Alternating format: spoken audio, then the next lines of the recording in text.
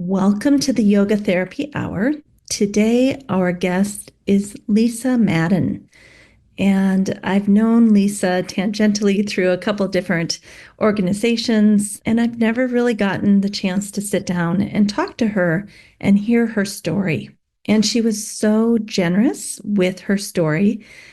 I think as you listen to it, those of you who are caregivers or have been caregivers, just working with our aging parents as they go through health issues, both mental and physical, nobody warns us, nobody tells us how hard this is going to be and how much energy it takes, how much focus, how much love, how much transformation is required to basically keep ourselves intact as we care for our aging parents. So I hope you enjoy this episode. I do want to give a little warning because there is some very difficult discussion around Lisa's mother and how she decided to pass into, the next realm for herself. And we'll give you a little warning when she's about to talk about that. But it is a little bit heavy. It's, something that I think we all will hear or see or be with at some point with a loved one, a friend, a colleague. So I think it's better to talk about it and to work through it together and really, not have it be a shock if it happens to us and know that it's happened to other people too and that we can get through this together. All right, let's go meet Lisa. Season 9 of the Yoga Therapy Hour. Welcome. This year, many of you have volunteered to come forward and tell your stories. It has been one of the highlights of all the years we've been doing the Yoga Therapy Hour. I mean, we've had several hundred episodes over the last 3 years. We've had almost 200,000 people listening to these episodes. It's a big deal. So to come on and tell your story and be human and be imperfect, it's been wonderful to see so many people with humility and grace and generosity and kindness. So many people telling their stories because they don't want other people to suffer like they have. And there's a way forward. As we look through the lens of yoga, yoga therapy, Ayurveda, so many of us have found that healing, a different kind of healing than we found through other types of modalities. So as we move into season 9, I just want to thank everyone who's signed up this year and also let you know that I can't take any more stories. It's been such an overwhelming response. I am completely booked. We are completely booked through the end of the year, which is a really great problem to have. And then in 2026, we're moving on to a totally different topic. We had a year of stories and we'll go into something else in 2026. So thank you all so much for participating. There will be an opportunity for all of you to participate in 2026, but I'm going to do a big series on the 8 limbs of yoga that's going to take us over a year. So if you volunteer to be on the podcast in 2026, I have very specific topics listed out that pertain to the 8 limbs of yoga. And maybe you'll want to talk on one of those. All right, everyone, have a great day. Let's go hear our speaker for today tell their story.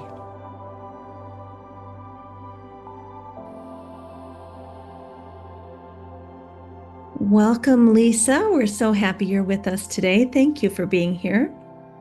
Thank you for having me. It's such an honor. There have been so many days that I've been driving over to my dad's, who lives about 40 minutes away, and you've been with me. So thank you for your podcast. It's such a pleasure to be a guest. Oh my gosh, I love that. I have to tell you, this is such a labor of love. Like it takes a lot of time and energy and finances. And I keep thinking, okay, should I stop doing this? But then when I hear people like you say that, you're going to your dad's, who we're going to, I think, talk a little bit about today, like, Right? think, no, I can't stop this. This is amazing. So Please thank you for don't. sharing. I need you on those rides. Oh, good. So Lisa, where are you in the world? Well, so I live in Lapeer, Michigan, and you know how Michiganders are. We get our maps out. I'm kind of here. I like to say that I live in the lifeline. Lapeer County is kind of a farming community. We are just east of Flint, Michigan, which many people are familiar with. Yeah. And I've lived out here about 25 years now, born and raised in Swartz Creek, Michigan. This whole season 8 of people telling their stories. I'm getting so many Midwesterners, and I just love it. I love knowing because I'm in Minnesota. So just knowing how many yoga therapists there are in the Midwest, I had no idea. Yes, there's a lot of us, and we're celebrating today because it's sunny and it's 80 degrees. And I'm sure Yes, we've been waiting for this day for about 5 months or more.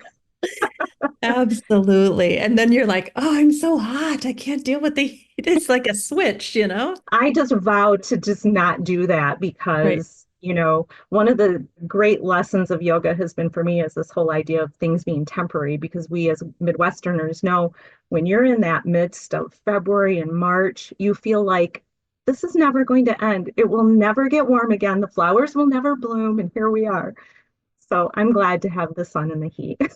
And it's so much sweeter, I have to say, when it does get warm and the flowers bloom after that period of, oh my God, I can't take it any longer. It's so interesting.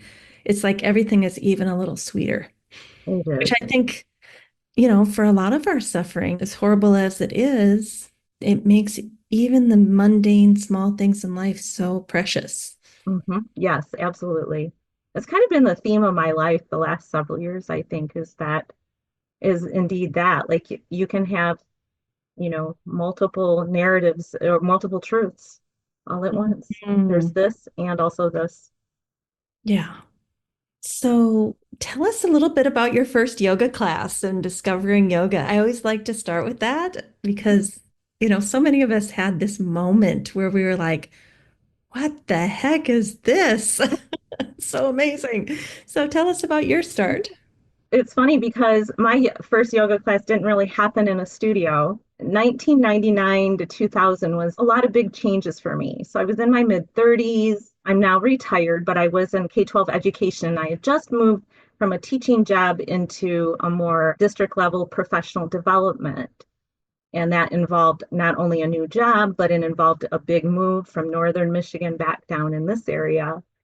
That same year, I started to go through a divorce. And I can't even remember what prompted this, but I found a Shiva Rea CD with a poster. So remember, this is 99, 2000. We didn't have all these other things. I had my CD. Oh my She had a gosh. more she had a morning practice and an evening practice. And then I had this poster with the poses.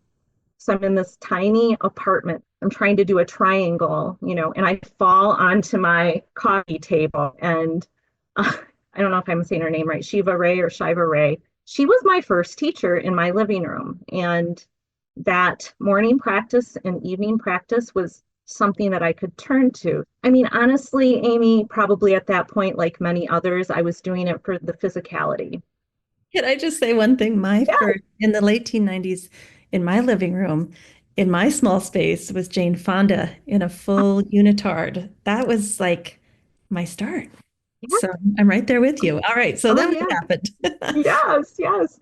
So, like I'd mentioned, there was a divorce and a custody battle. And I find it interesting that we use the word battle so easily and that sort of thing. And I was in court. I was up on the stand and I went like this. And for It was a those deep who are breath. listening, that was a big deep breath where her shoulders lifted and her chest expanded a little bit. It even looked like you held your breath at the top of for a second. I think I did. So it was that, Amy, it was that first deep breath when the teacher appeared. And I went, oh, this is what I've been learning. And so that kind of prompted me to want to teach others. I was obviously very busy at that point. I was an educational professional. I would dabble in teaching. I would go to a studio every now and then, but there wasn't a local studio in the county that I live in. So I would say, like, for 15 years, I teach sometimes, I practice sometimes. And then in 2015, once there weren't children here anymore and life still was very busy, I did take a 200-hour YTT program in Rochester, Michigan. I hit the ground running there. I went, well, Lapeer needs a studio. There's no yoga in Lapeer. So in 2016, I founded Into Yoga in downtown Lapeer, and we opened our studio space in February of 2017. And, because I am a successful, ambitious overachiever, I also enrolled in a yoga therapy program. You might know Veronica Zador. At the time, it was at Beaumont Absolutely. Hospital. Yeah, Yeah. the International Institute of Yoga Therapy. And so I was still working full time running a studio.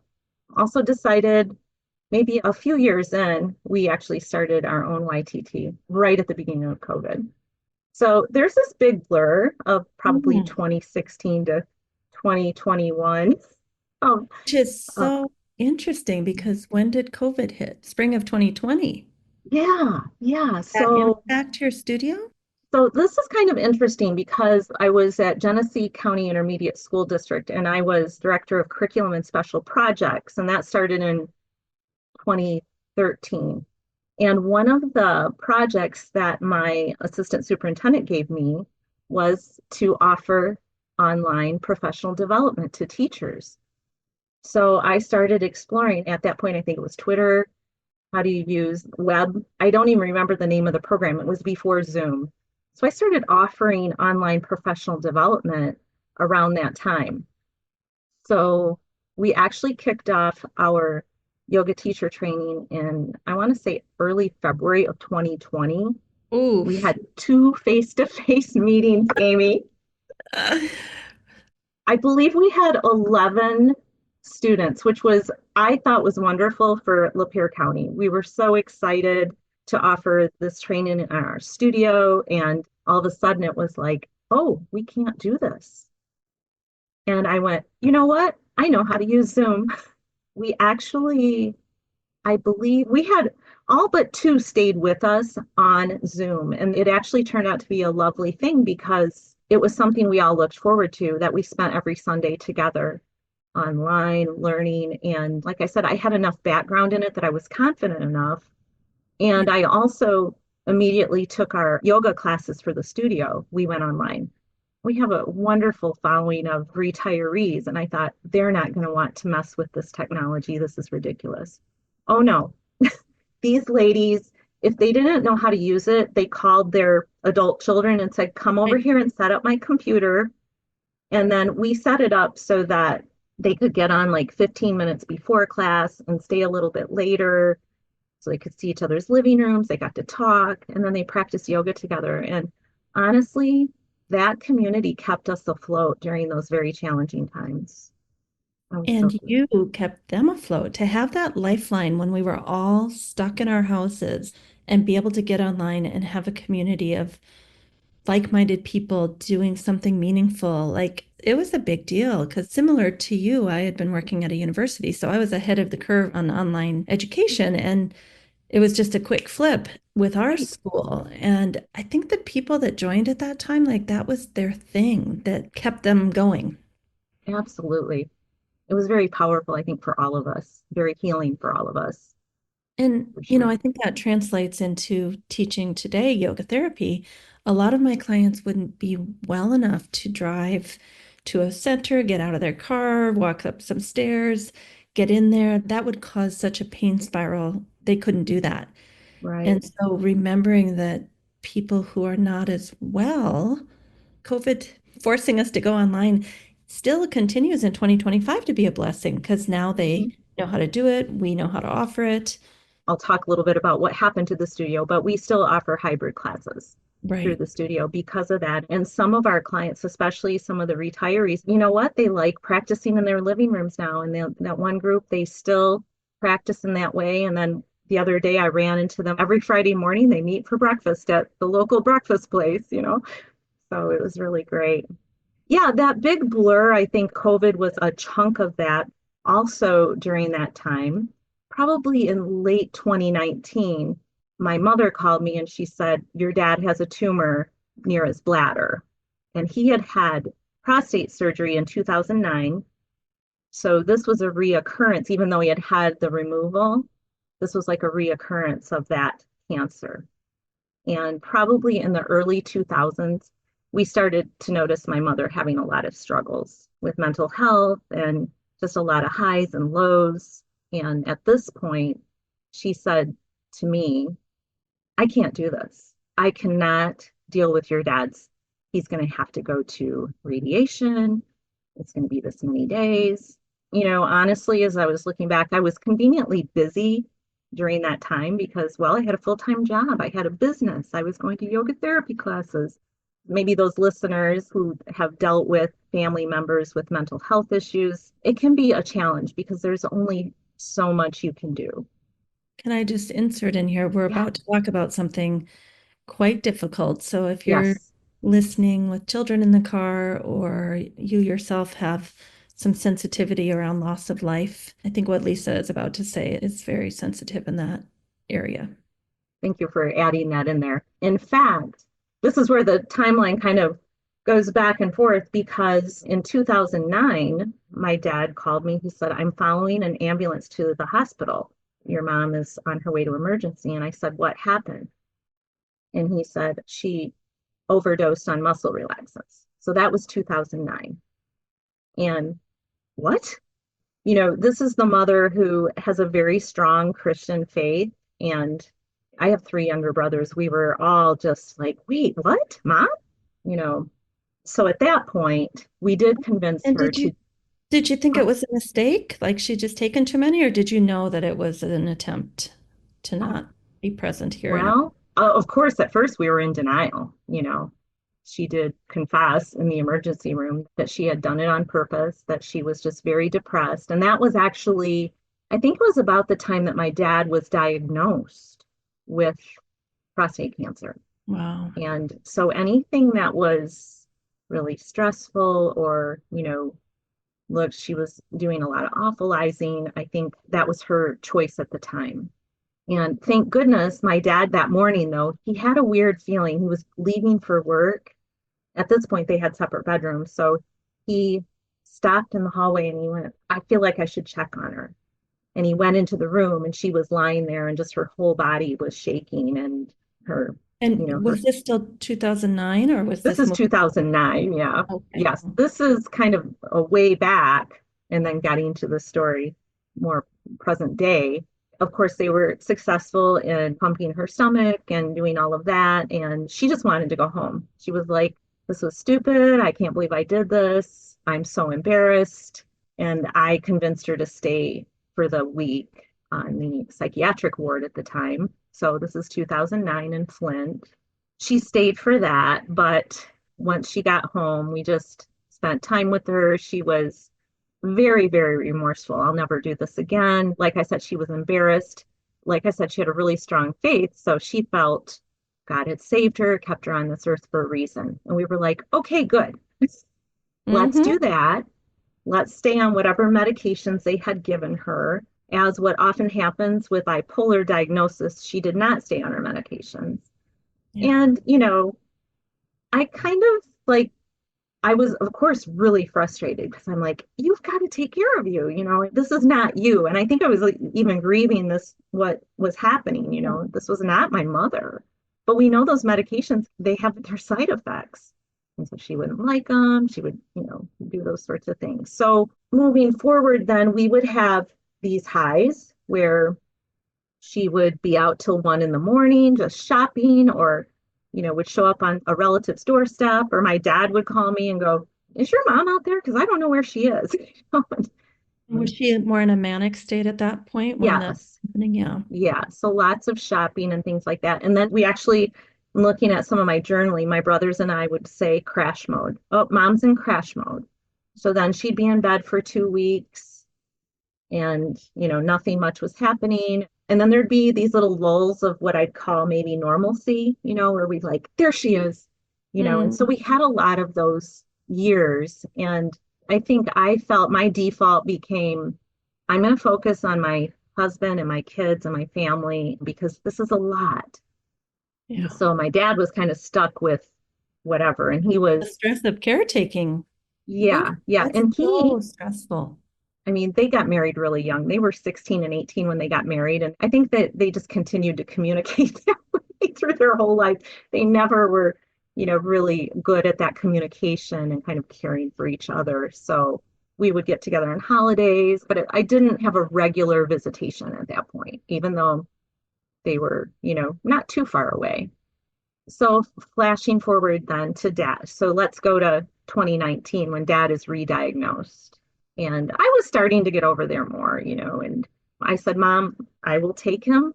I was working as a learning coach at that time. I was on my way out to retire, and I decided those last couple of years I'd work in an elementary school close to home. So I was teaching teachers at a local elementary.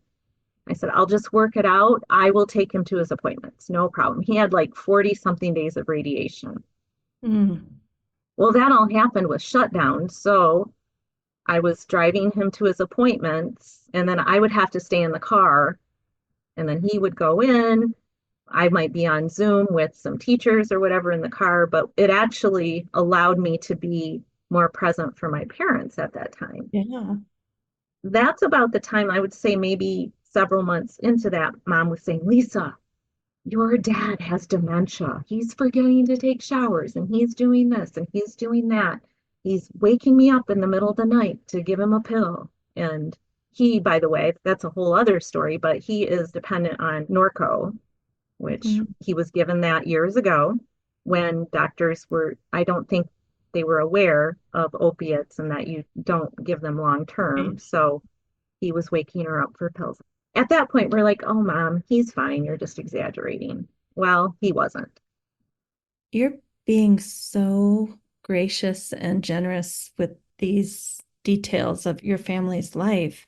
And there are so many families, as we know. You and I work with people as yoga therapists. Like, this is not that uncommon, what we're talking about today. People just don't talk Exactly. about it. Like I said, I have three younger brothers, and we have said for the last few years that we were going to be very transparent with our parents' stories because we want to be able to help others Yeah. and say, you don't have to be quiet or embarrassed about this. This is Why? life. And Yeah. this is also, there are a lot of systematic issues, with healthcare and things, and just our way of life in general that have created this perfect storm of where we are. I would say when we were young, he was not available. He worked in the shop, as many people in my area do at General Motors. So he was working 12-hour shifts, 7 days a week. He was not available. And, he was also a functional alcoholic. So there's that. I've been thinking a lot about this, like the narratives we create. And I had this backstory of, well, I did not have that hallmark childhood, with a relationship with my dad. I think my brothers would probably say the same thing. He was not physically abusive or anything like that. He just mostly wasn't there, you know, just was not There's available. like an emotional neglect. Yeah. And I think there was a part of me that just thought that's the way our story would continue. We would have this kind of mutual disinterest in each other's lives, go to the holiday things. Here's your Father's Day card. Thanks, Dad. That's the kind of relationship we had at that point. But, driving with him every day, I got to kind of know him as a person. I started to shift to going, you know what? My parents really need me. They're both not well. I was seeing the neglect of the home, of the house, just simple things. The end of 21, probably right at the beginning of 2022, I talked to my husband and I said, I think I need to sell the yoga studio because I think my parents, I need to be there more. He was 100% on board. I messaged Lauren, who was my amazing manager at the time, really kept things going. And I said, I'd like to talk to you about buying the studio if you're interested. We are going to take just a moment for a little break, and then we'll be right back to the show. We want to take some time to tell you about our Monday night Sangha or community. We've been together for 3 or 4 years now. I can't remember how many years. And every Monday night we come together and we talk. We talk about what matters. We talk about Yoga Sutra. We talk about what it means to be human. And then we do a few gentle postures, followed by some breath work, some yoga nidra meditation. And then we bring it all together at the end for anyone who wants to stay to talk about why we chose the postures, the meditation, the breathing techniques that we did for whatever condition we're talking about that month. So in September of 2025, our topic is all about building mental strength and having a morning routine. Like, how do you get up and have mental strength, discipline, focus, resilience, and get your mind and body ready for the day? And we have that same topic for the whole month. So we would love for you to join us in September 2025 for our Monday night class of the week. You can see the link to sign up in the show notes. All right, now we go back to the show. And was Lauren interested? Oh, yes. Yes, Oh. absolutely. So I said, okay. So this was the first winter we were going to be in Florida for a month. So one of my brothers, my youngest brother, was actually living with my parents while he was working. So he was there at night. So we went to Florida. And the last week we were there, I had left my phone in our bedroom and I saw I had 3 missed phone calls from Dad. Oh, by the way, he had indeed been diagnosed with moderate dementia at that point. And what year are we in right now? This is early 2022. So this Okay. is not that long Not ago. that long ago, no. I know I'm jumping everywhere, aren't I? You're doing a really good job of keeping up with I, me. I'm a curious person and I love storytelling. So like it needs to be chronological in my mind, not coming out of your mouth chronological, but like, okay, now we're at 2022. Yeah, we fast forward past that blur of, the studio and COVID, and now Dad post treatment and is doing well. And anyway, so I had these missed calls from him, and there were 3 voicemails. Your mom is, I think she's, what's that word? I don't think she's coherent. And by the third message, he's saying, I'm not sure if I called you yet, but something's wrong with your mom. So I get So on the his phone. dementia, he wasn't even able to tell you what was going on because he couldn't remember. Right, right. Mm. So one of my brothers runs over there, and at that point, we thought that she had a UTI because of the symptoms she was displaying. It was, Which is very common, right?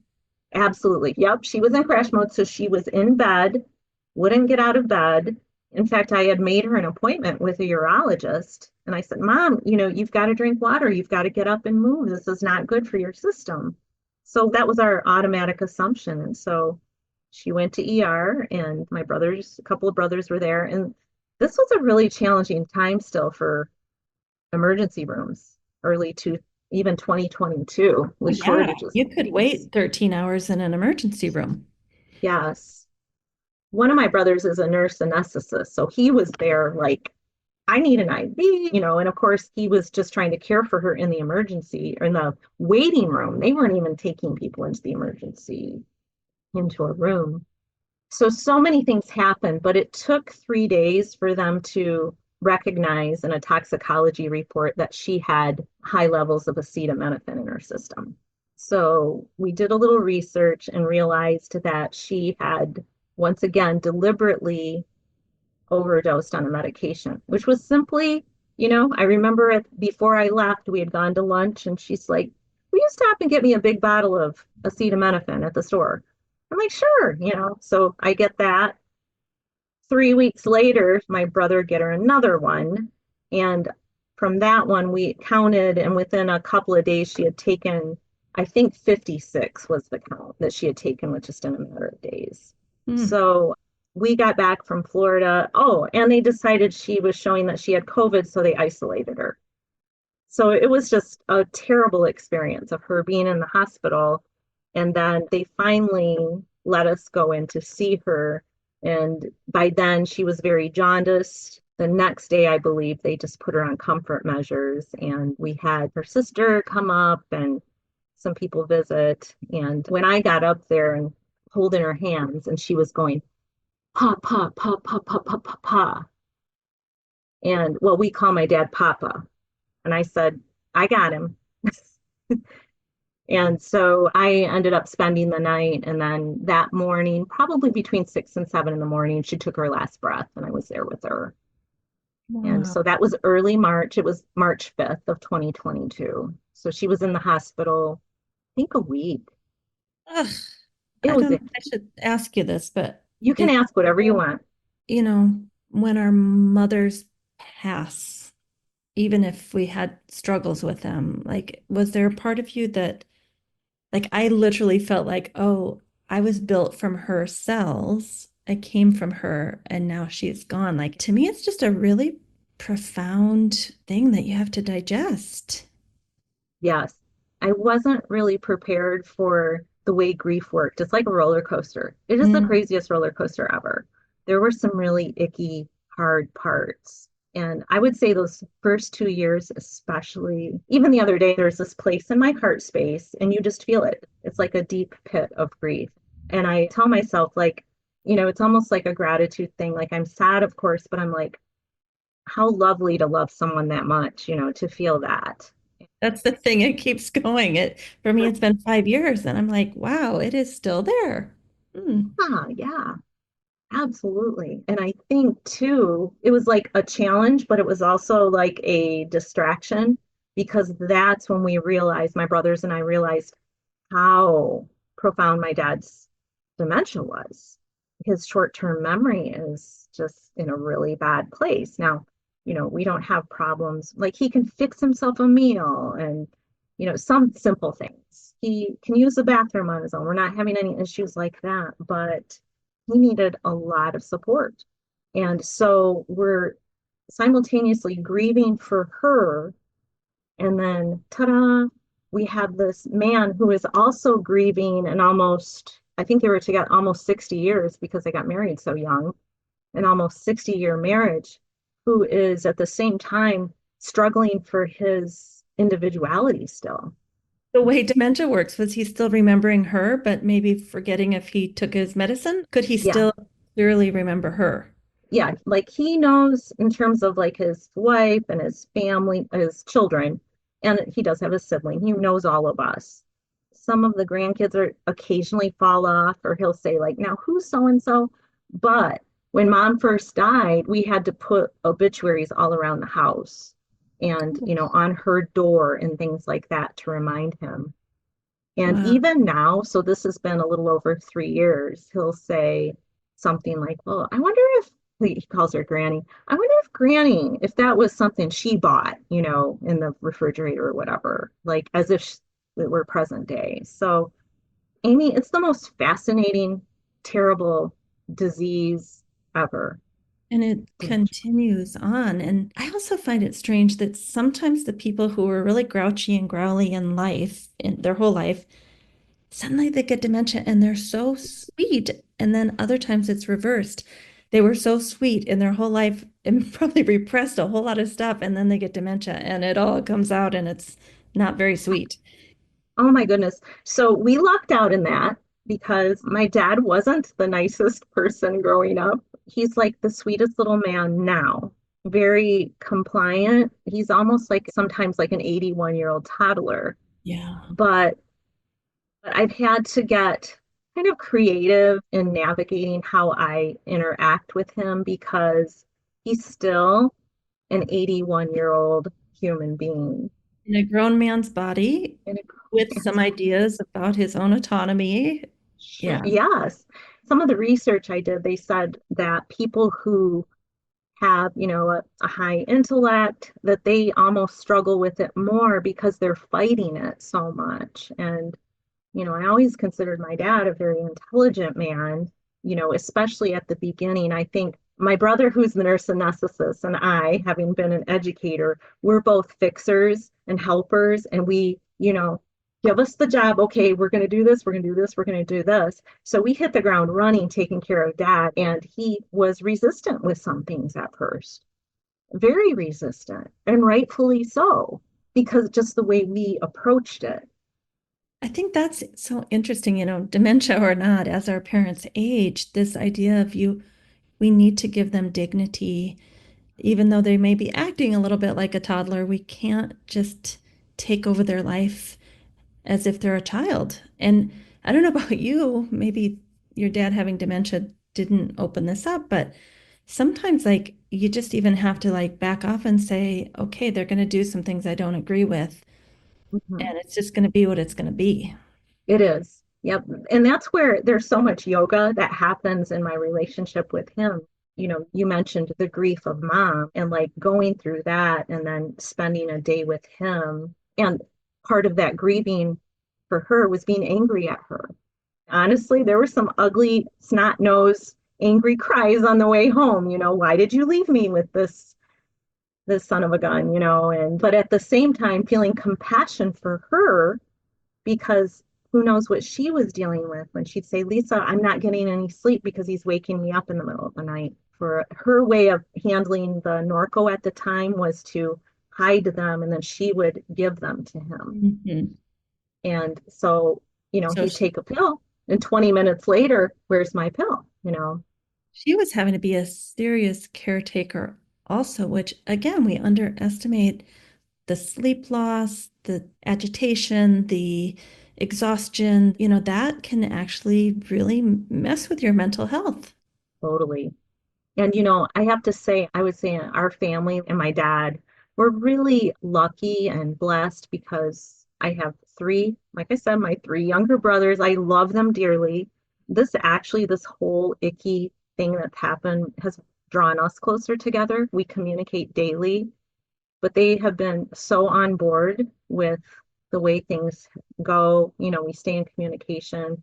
My youngest brother stays there at night, so there's someone always there. And then we hired an amazing caregiver. Her name is Laura, and we've had her with us almost 2 years. So I don't have to be there every single day. My brother Jason isn't there.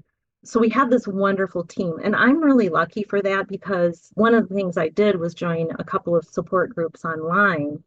And I mean, the horror stories of people who are doing this 24/7 and they're not getting any respite care. And it's so demanding, Amy. It's just unbelievable. It's so lovely to hear the team, all of you that have come together to keep him in his home. Because as we know, care in a facility, a dementia facility, is just outrageous. Like, It who is. can possibly afford that? Yeah, we've looked at that and we've decided that for as long as we have the energy and the resources to keep him home, we're going to do that. I tried to take him to Florida for a week this past winter. I thought this will be great for him. And I got some information on how to do that so that he felt like he was at home and comfortable. I thought I was going to actually have him there longer, but it only lasted a week. He was so homesick and so out of his element. Actually, he kind of declined cognitively because of it for a little bit. And we got him back home and he was happy as could be back in his nest, Yeah, you know. exactly. I want to know about your yoga and how you've used your yoga to handle this. I mean, this has been ongoing since 2009, really, by the time of the first troubles with your mom and his first diagnosis, all the way through 2025. Like, how has yoga supported you during these decades? Hmm. Yeah.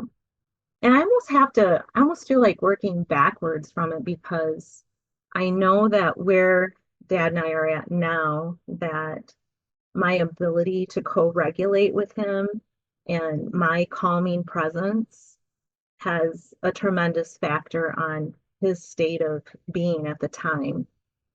So I don't necessarily have him doing any stretches or things like that, but I have him moving I was pieces. talking about your yoga for Yeah. you. Oh, yeah.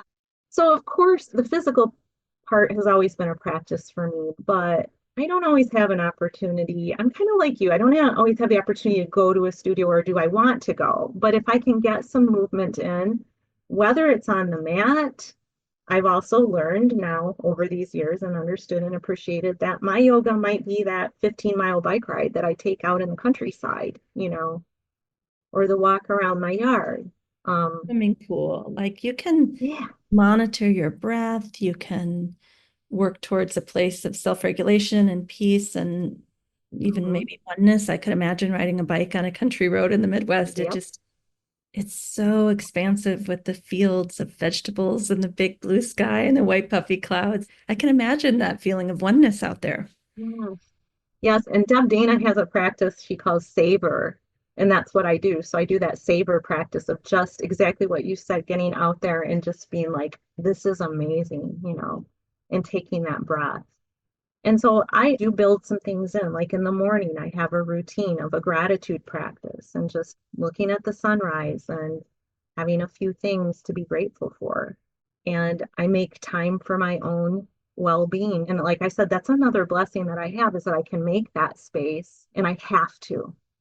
But Amy, I think the biggest part for me has been the yoga philosophy. I mean, this has been huge the last couple of years. I mentioned this isn't a Hallmark story, and I thought that I knew how this story ended.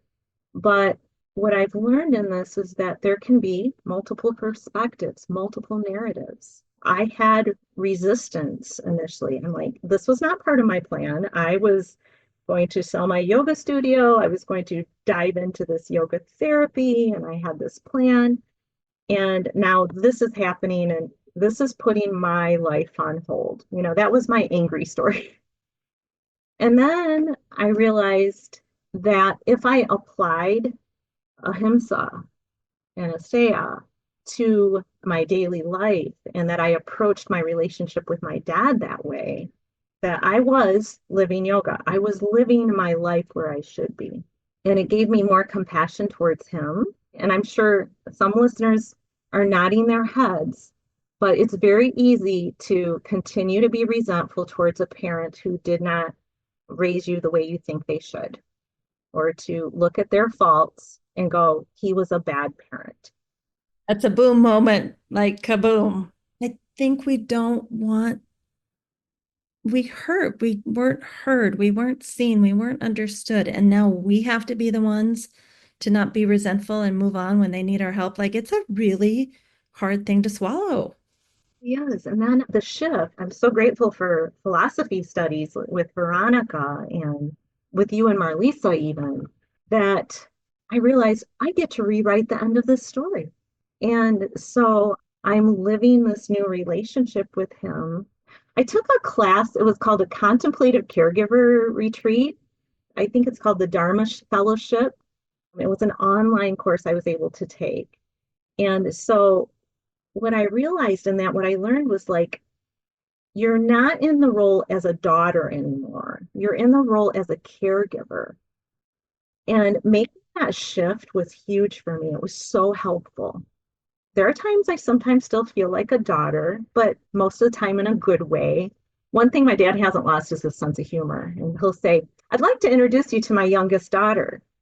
And I'll say, and I'm his favorite daughter. Well, I'm the only daughter. So, you talk about sometimes dementia brings the sweetness out. And I think this man loves me. Yeah. This man loves me. I'm his person. He trusts me. And those little things are tender Yeah. and so important. There can be a double narrative that he's sweet, you're his person, he loves you, and you can grieve that younger version of yourself that didn't get the dad she needed. They can both be true. Oh, yeah. Well, here was another, kind of a rewrite of the past, because I think one of the resentments was, like I said, he was gone all the time because he was working.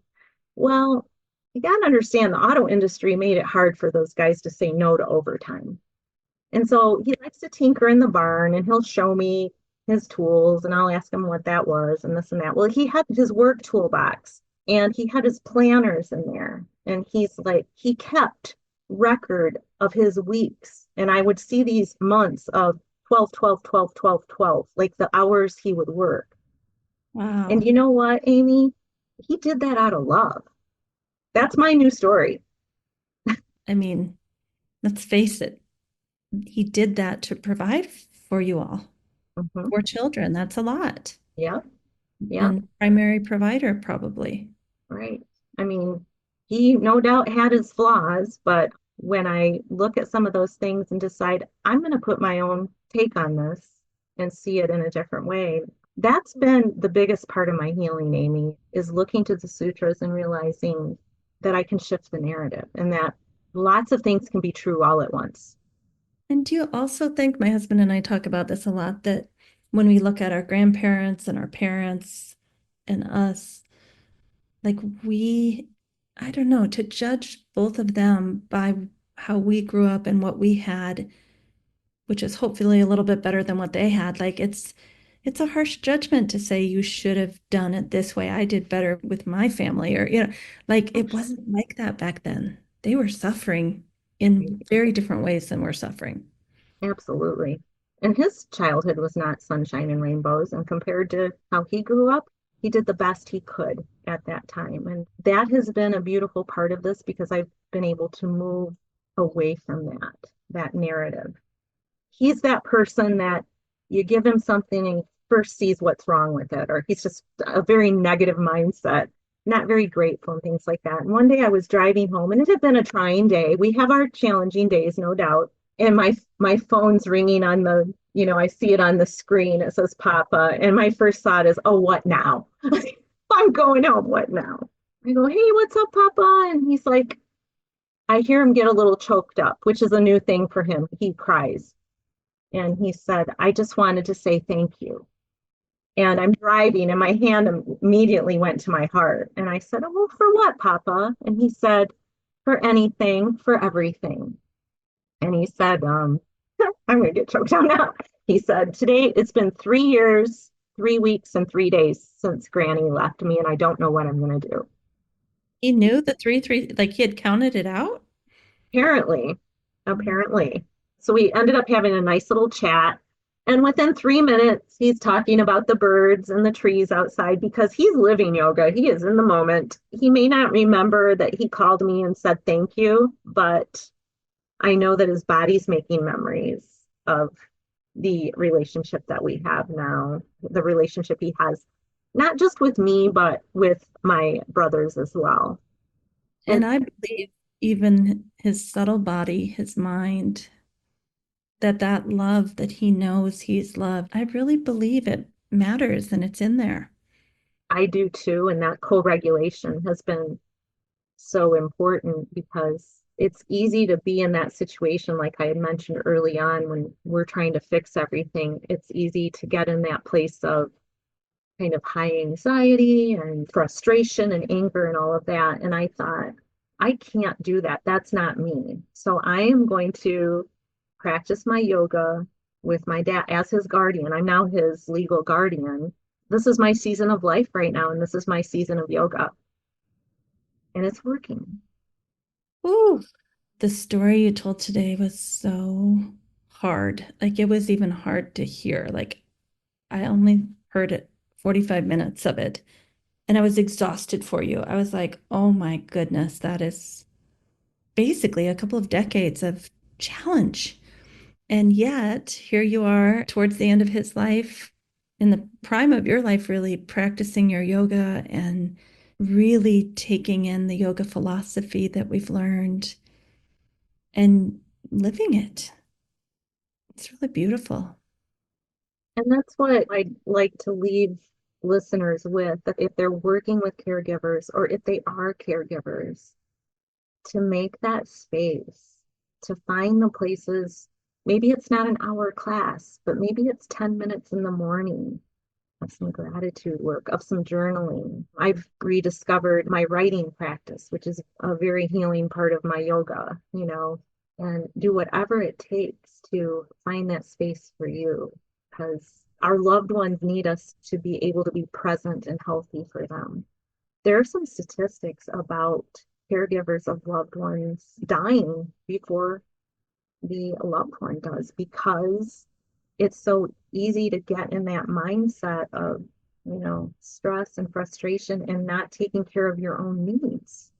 Right. You think, oh, I'll live after this. I'll put my life on hold and I'll live later. Well, your life is right now. There's no guarantees. The stress levels are so high. Absolutely. Well, Lisa, thank you for sharing yourself so deeply with us. And I thank your parents, both living and passed on, for allowing us to hear about your family and the intimate details. And I know there's people out there that have gone through this, are going through it, or will be going through it in a year or two. And I just want you and your brothers to know that it really matters. I know there's people listening to this with tears right now, thinking, wow, Yes. somebody else knows Yes. what I went through. Yes. Very importantly, I just tell people, if you have a loved one, don't give up on them. Try and get them help. Suicide is not the answer. I think, my mother missed one of her grandbabies that was born after she passed. We miss her greatly, but we have to keep moving forward. You know, if I may, can I do a few shout outs? Yes, go for it.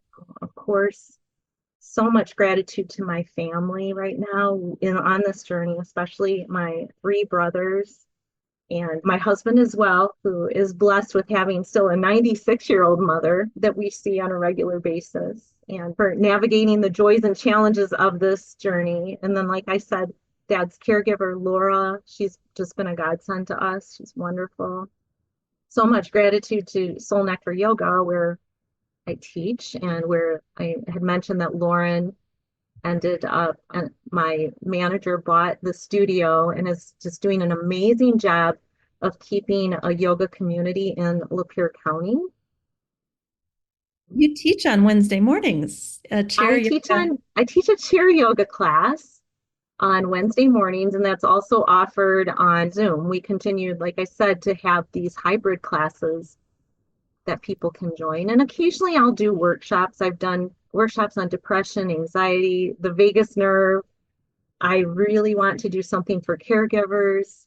As I'm navigating this season right now, most of my energy is going into taking care of dad and other family obligations. I'm so grateful to have that yoga community right in my hometown. that you created for yourself when you needed it. Yes, it's just such a wonderful group. I'm also adjunct staff member of faculty at International Institute of Yoga Therapy.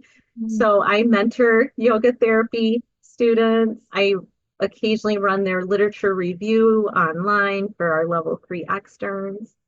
I'm really excited. We're going to be planning our second symposium of clinical advancements in yoga therapy. It'll be held in Ann Arbor, Michigan in January of 2026. I think Do you have a date yet?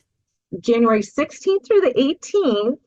It'll be in Ann Arbor. And of course, there will be CEs for Yoga Alliance and IAYT. And right now we're working on getting those CEs for nurses, social workers, community health, and also CMEs for physicians.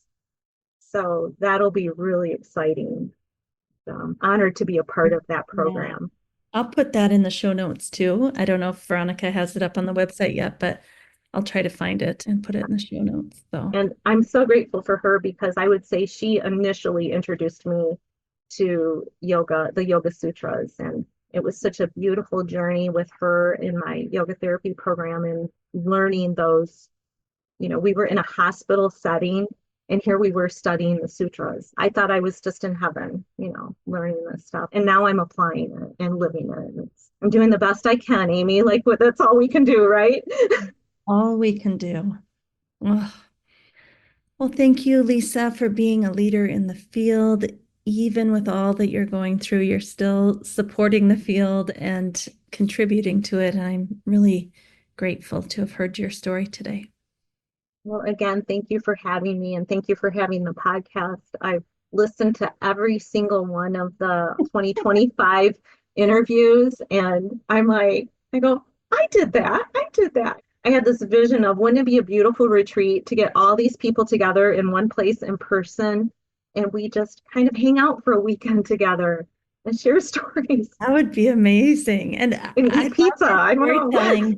So much. There's a little part of me that's like, we might continue this in 2026. I just think less didactic information, less sales, less marketing. Let's just talk to people and get down to the heart of yoga, So I'm really grateful. Well, thank you for the opportunity to share that story. I appreciate it. And you have some ways that people can reach out to me. I'd be pleased to talk to someone if they have questions, or if they're dealing with something similar. You do privates? Like, could you do a Zoom private yoga therapy for people? Yes. People can contact me either through soulnectaryoga.com or through my Facebook page, Satya Yoga Therapy.